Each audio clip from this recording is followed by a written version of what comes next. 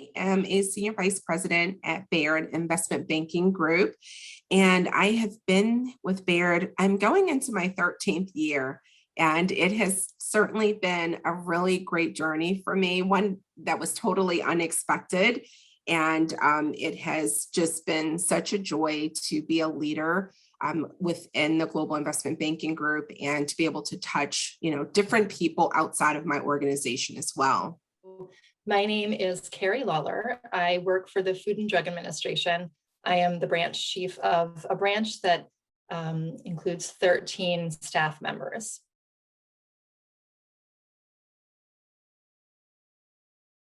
Important thing is locking arms with other women. I think we forget that we need to, there's power in numbers when we lock arms. And so that means when I move forward, everyone that I'm locked arms with, we all move forward together. And if I fall back, that there's someone who's going to catch me because someone's holding on to me to make sure that I don't fall behind.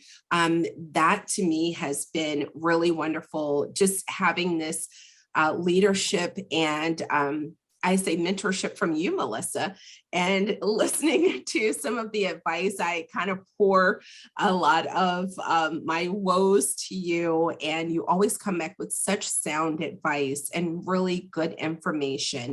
I think it can be really challenging, especially as a mother, to have both that professional career and advance when you have a family at home. But I love being a role model for my daughter. And frankly, because of the pandemic, she was at home for 1.5 years and got to see me in that professional role that she wouldn't have otherwise seen. Every day she saw me on Zoom calls and, just saw that different side of me. So it means a lot that I'm able to be a role model for my little woman in the making and, for other women out there. There's nothing wrong with asking for help.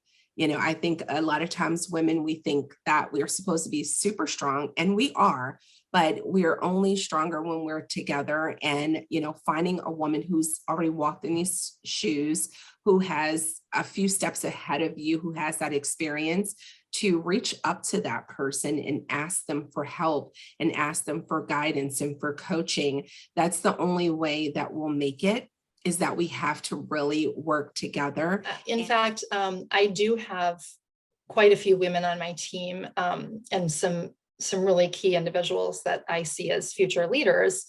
And I think that it is very natural for them to want to avoid taking on leadership roles because they're worried about being too bogged down, and they just, with their personal lives and the amount of work on our team, they just couldn't imagine, taking that step further. So I often try and encourage, actually one of the stars on my team, I encouraged her to do a detail as a supervisor, and she really didn't want to do it. But at the end of the day, she knew it was going to be good for her. And I think through my support, it encouraged her, and she successfully had that experience. Maybe she didn't like it, but she grew for it.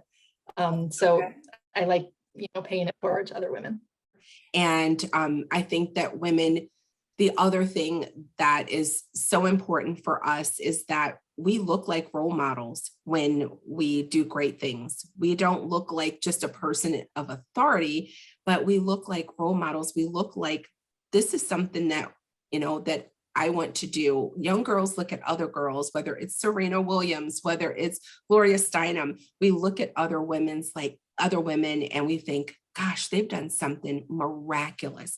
They've moved the world, they've moved the needle, and I want to do that. And I think that's what's so great about women leadership, that we really do inspire each other when we see each other do great things.